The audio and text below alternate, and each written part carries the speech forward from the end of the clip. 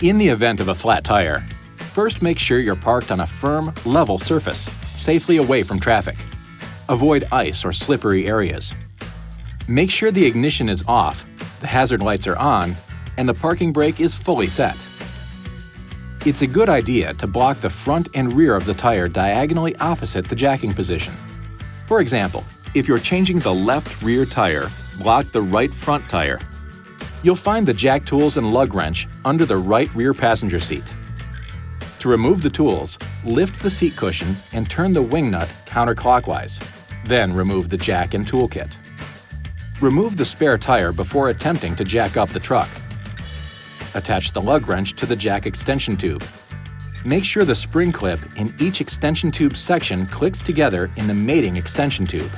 The handle, comprised of all the extension tubes, locks at all positions except the lug wrench attachment. Insert the tube through the access hole between the lower tailgate and the top of the bumper and into the winch mechanism tube. Rotate the lug wrench handle counterclockwise until the spare tire is on the ground with enough cable slack that you can pull it out from under the vehicle.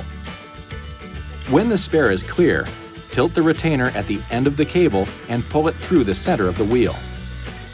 Now loosen, but do not remove, the wheel lug nuts by turning them counterclockwise one turn while the wheel is still on the ground. Be aware that your vehicle may have locking lug nuts and require the use of an included special tool. Now, look for the proper jacking locations. For a front wheel, place the scissor jack under the axle with the handle extended diagonally toward the rear of the vehicle. For a rear wheel, place the jack under the axle with the handle extended to the rear of the vehicle. Make sure the jack itself is level. There should be no one inside the vehicle. Stay clear of the area below the vehicle when using the jack or changing a tire, and never start the engine when the vehicle is up on the jack. Now you're ready to raise the vehicle. Before you connect the lug wrench handle to the jack, make sure the jack is directly below the proper lift point. Then, use your fingers to turn the jack screw clockwise to raise the jack until it's securely seated under the lift point. The center line of the jack should sit right on the center line of the axle. Don't jack at an angle, or you could ruin the jacking tools. Now, connect the hook attachment to the jack handle assembly and use it to raise the vehicle. Keep the handle in line with the jack to minimize lifting effort and to ensure jack function.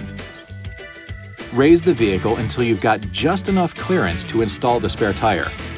Remember, minimum tire lift provides maximum stability. Okay, now go ahead and finish removing the lug nuts and wheel. Place the spare tire on the vehicle with the valve stem facing out. The vehicle could be damaged if the spare tire is mounted incorrectly. Now reinstall the lug nuts with the cone-shaped ends toward the wheel. Lightly tighten the lug nuts clockwise. Now you can lower the vehicle by turning the jack counterclockwise and remove the jack. Once on the ground, you can finish tightening the lug nuts. Alternate lug nuts until each lug nut has been tightened twice. Maximum effort should be used for the final tightening of the lug nuts. It's always a good idea to have the tightness checked with a torque wrench by an authorized dealer or at a service station. Now, winch the cable into storage position and safely stow the flat tire. Stow the jack and jack tools back under the passenger seat and you're ready to go.